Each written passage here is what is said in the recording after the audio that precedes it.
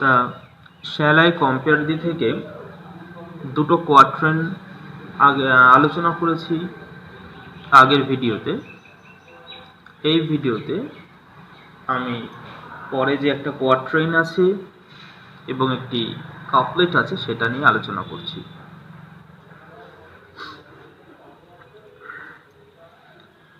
But thy eternal summer shall not fade. But thy eternal summer, thy means your. Eternal summer. Summer stands for youth and beauty. মানে তোমার চিরন্তন সৌন্দর্য, চিরন্তন যৌবন কখনোই fade হবে না, কখনো মলিন হবে না।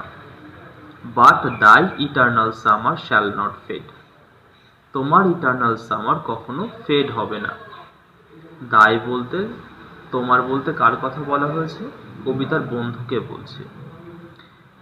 Here Shakespeare assures his friend, his male beloved friend, that his youth and beauty will never fade. Here Shakespeare assures his friend that his friend's beauty and youth will never fade. এতটা assurance কিভাবে দিতে পারছে? সবকিছুই তো আগের line আমরা পড়েছি। Every fair from fair sometime declines. প্রত্যেকটা সুন্দর বস্তু তাদের সৌন্দর্যকে হারিয়ে ফেলে, either by chance or with the nature's changing course untrimmed. মানে হয় অ্যাক্সিডেন্টের ফলে, আর তা না হলে সময়ের বহমানতায় বা কালের নিয়মে প্রত্যেকটা সুন্দর বস্তু তাদের সৌন্দর্যটাকে হারিয়ে ফেলে। কিন্তু কবি কি করে এই অ্যাসুরেন্সটা দিচ্ছে যে তার বন্ধুর সৌন্দর্য যৌবন কখনোই নষ্ট হবে না? এই কারণে দিতে পারছে কারণ কবি এই কবিতার মাধ্যমে তার বন্ধুর যৌবনকে, সৌন্দর্যকে ইমমর্টালাইজ করে দিচ্ছে। বিকজ দ্য পোয়েট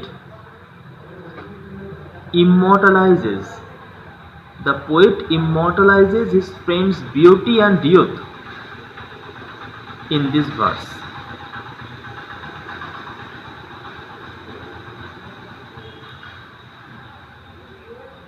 তা যে লাইনটা পড়লাম, but thy eternal summer shall not fade, আশা করি এই লাইনটার মানে বোঝাতে পেরেছি। Nor lose possession of that fair thou owest.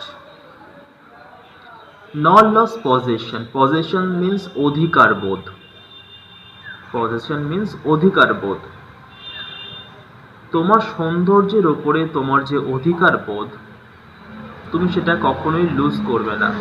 তার বন্ধুকে কবি বলছে, তোমার সৌন্দর্যের উপরে তোমার যে অধিকার বোধ, তুমি সেটা কখনোই কিন্তু হারাবে না।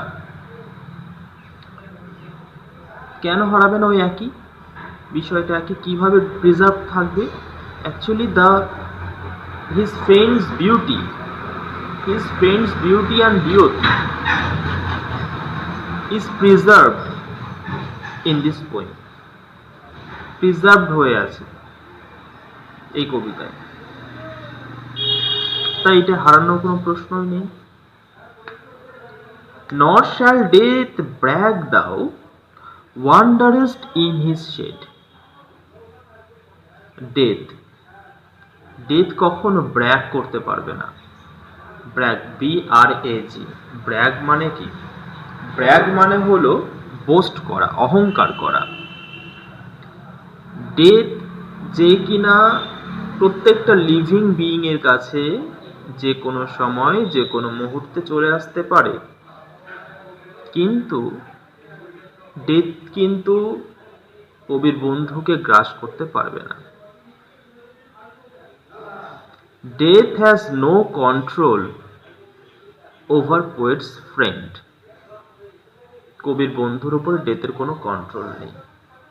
ডেথ কখনো বোস্ট করতে পারবে না যে কবির বন্ধুকে ওর ছায়াতলে ও নিতে পেরেছে বলে। তার মানে কবির বন্ধু কখনোই ওর ছায়াতলে হাঁটবে না। কি করে, কেন সে মৃত্যু থেকে অপরাজেয়? এই কবিতার মাধ্যমেই। এই কবিতাটা আমি পড়ছি, তোমরা পড়ছো, বা যারা পড়বে, এই কবিতার মাধ্যমেই কিন্তু ওর বন্ধু কিন্তু বেঁচে থাকবে, বন্ধুর সৌন্দর্য প্রিজার্ভ থাকবে। তাই এখানে কিন্তু ডেথকে কিন্তু ব্যক্তিত্ব, ডেথ বা মৃত্যুকে কিন্তু ব্যক্তিত্ব গুণ আরোপ করা হয়েছে। Death is personified here. Death is personified, ডেথকে ব্যক্তিত্ব গুণ আরোপ করা হয়েছে। মানে ডেথকে বলা হয়েছে ডেথ কখনো অহংকার করতে পারবে না। অহংকার করাটা, এটা তো অ্যাকচুয়ালি কোনো লিভিং বিং করতে পারে। ডেথ তো একটা ইনঅ্যানিমেট বিষয়, তাই না? এটা একটা ইনঅ্যানিমেট বিষয়, সেটা কি করে অহংকার করতে পারে? তা ডেথকে কিন্তু, মৃত্যুকে ব্যক্তিত্ব গুণ আরোপ করা হয়েছে মৃত্যুর উপরে, তাই এখানে ডেথকে পার্সনিফাই করা হয়েছে। Death is personified. When in eternal lines to time thou growest. Death তো তোমাকে ওর ছায়াতলে নিতে পারবেই না, বরঞ্চ এই যে ইটার্নাল লাইন্স, এই যে অমর গাথা, গাথা বলতে কবিতার লাইনগুলি, এই অমর কবিতার লাইনগুলির মধ্যে দিয়েই তুমি আরো বেশি করে ফ্লারিশ করবে। ইউ উইল গ্রো, তুমি আরো বৃদ্ধি হবে, তোমার আরো বাড়বে। কি হবে? এই কবিতার মধ্যে দিয়ে তোমার বিউটি আরো ফ্লারিশ করবে। তাই ডেথে তোমার উপরে কোনো কন্ট্রোল যেমন নেই, এই অমর কবিতার মধ্যে দিয়ে তুমি কিন্তু ফ্লারিশ করবে।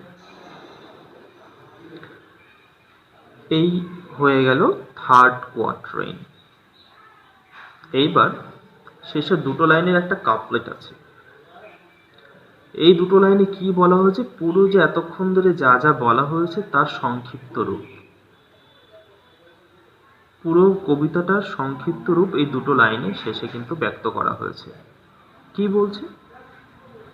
So long as men can breathe or eyes can see, মানে যতদিন মানুষ ব্রিথ করবে, ব্রিথ করা মানে নিঃশ্বাস নেওয়া, এবং চোখ দিয়ে দেখবে, যতদিন মানুষ নিঃশ্বাস নেবে এবং চোখ দিয়ে দেখবে, that means as long as human race exist, যতদিন মানুষের এই পৃথিবীতে অস্তিত্ব আছে, so long lives this, ততদিন কিন্তু এই কবিতাটাও থাকবে। তাহলে as long as human race exist, this poem will be there, এই কবিতাটাও কিন্তু থাকবে। কেন থাকবে? কারণ মানুষ এটা পড়বে। কবির সেই কনফিডেন্স আছে নিজের কবিতার উপরে, নিজের লেখার উপরে, যে এই কবিতাটা কিন্তু রিডাররা পড়বে অবশ্যই। And this gives life to the, এবং এই কবিতায় দিস বলতে here this refers to this verse. This এখানে এই কবিতাটাকেই কিন্তু বলছে। This refers to the poem, this refers to the poem, this gives life to the, এইটাই তোমাকে লাইফ দেবে। লাইফ বলতে জীবন দেবে, জীবন দান করবে। এই কবিতায় দি বলতে শেষে THEE, এই দি মানে ইউ, এই শেষে যে লাইনটা বলছে এটা কিন্তু খুব ইম্পর্টেন্ট, যে এই কবিতাই কিন্তু তোমাকে ইমর্টালিটি দেবে। ইমর্টালিটি মানে অমরত্ব দেবে।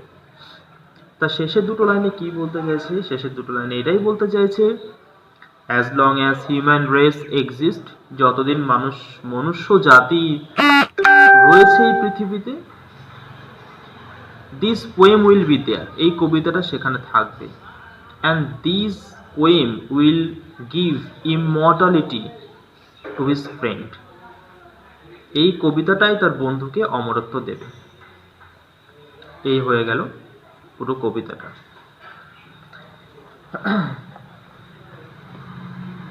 নেক্সট ভিডিওয় আমি এই কবিতার স্ট্রাকচার এবং রাইম স্কিম নিয়ে আলোচনা করব।